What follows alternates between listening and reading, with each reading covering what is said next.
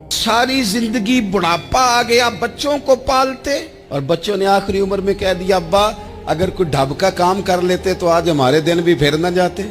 सारी जिंदगी गुजार दी बहन भाइयों को राजी करने में, उनको 99 दफा दिया, एक दफा नहीं दिया तो उन्होंने कह दिया तूने तो कभी दिया ही नहीं, तू था ही नहीं। सारी जिंदगी मोहल्लेदारों इलाके वालों को राजी करने में गुजार दी। और मैंने ऐसे लोग भी देखे दीन के लिए वक्त गुजारा, लेकिन जब बुढ़ापे में दांत काम न करते थे तो वक्त के मुफ्तियों को भी मस्जिदों की कमेटियों ने कह दिया अब आपकी समझ नहीं आती, हमने खतीब को यौर रखना है, न देखो दुनिया की तरफ, दुनिया रुला देती है, न राजी करो बंदों को, बंदे थका देते हैं, न पीछे भागो हर वक्त दुनियादारों के, ये इंसान को कमजोर कर देते हैं। वो तो करीम ही बड़ा है, 2 आंसू जमीन पर बाद में गिरते हैं, बंदे के गुनाह सारे पहले माफ फरमा देते। कभी आप सिर्फ कह देना मेरा रब मेरे साथ है, इस लफ्ज में इतनी ताकत है कि दुश्मन वैसे ज़ेर हो जाता है। जिंदगी में किसी से भी लड़ाई हो तो अच्छी तरह सोच लें कि अल्लाह उस तरफ है या इस तरफ है। अगर आप ज्यादती पे हैं तो फिर रब मजलूम की जानिब है। अगर अल्लाह की मदद आपके साथ है तो दुनिया की कोई ताकत आपको गिरा नहीं सकती। और अगर आप मजलूम के मुकाबले में जालिम बन के आप खड़े हो गए हैं और आपने रवैया वो इख्तियार किया है कि जिसमें मदद नहीं आएगी, तो फिर याद रख लें कि आप कोई भी हैं, कहां भी हैं, आप कमजोर हैं। ताकतवर थे इब्तदाए इस्लाम में, जाहिरी ताकत थी कुफारे मक्का के पास, वो डंडों से मारते थे गरीबों को, उनके हाथों में डंडे थे, पर खुदाई ताकत इन मजलूमों के साथ थी। एक सहाबी थे हजरत जनाब सैयदना खफाफ बिन ईमा गफ्फारी रदी अल्लाह ताला, इन्होंने बड़ा किरदार अदा किया था मैदान उहद में, इन्होंने और इनके साहिबजादे ने।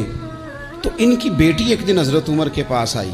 अब वो बेटी ब्याह के जा चुकी थी, उसकी शादी हो गई थी, अभी वहां उसका खामद इंतकाल कर गया। वो खातून वापस आ गई, वो हजरत उमर से मिली, बेवा औरत, और मिल के कहने लगी हुजूर मैं उस सहाबी की बेटी हूँ जिन्होंने ओहद वाले दिन अपने बेटे के साथ मिलकर मुआसरा किया था, बच्चे मेरे यतीम हो गए हैं, मैं बेवा हूँ। हजरत उमर गौर से खड़े, उस बेटी की बात सुनी, सैयदना फारूक की आंखों से आंसू गिरे, दौड़ के घर गए, माल के भर के 2 बोरियां, और बोरियों में क्या था, चांदी भी थी, नगदी पैसे भी थे, कुछ जरूरत का सामान भी था, गल्ला भी था। 2 बोरियां भर के ऊंट पे रख के खुद लगाम उस बेटी के हाथ में थमा के का पुत्र सामान भी तेरा है, ऊंट भी तेरा है।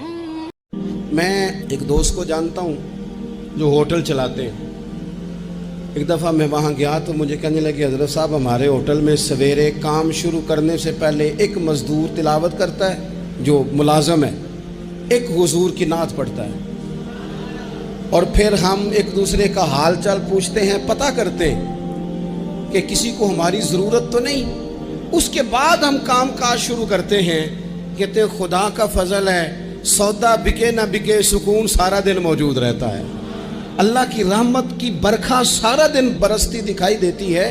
तो दोस्तियों में थोड़ा सा, अपने यारों में, बाकी गप्पे भी तो हमने लगानी है ना जी, थोड़ा सा अल्लाह का जिक्र, थोड़ा सा हुजूर पर दुरूद व सलाम, थोड़ी सी तस्बीहात। तिर्मिज़ी की एक हदीस है, मैं आपको ज़िंदगी का तजर्बा बताता हूँ कि जब मैं बड़ा परेशान होता हूँ तो ये वाली रवायत खोल लेता हूँ, मज़ा देती है।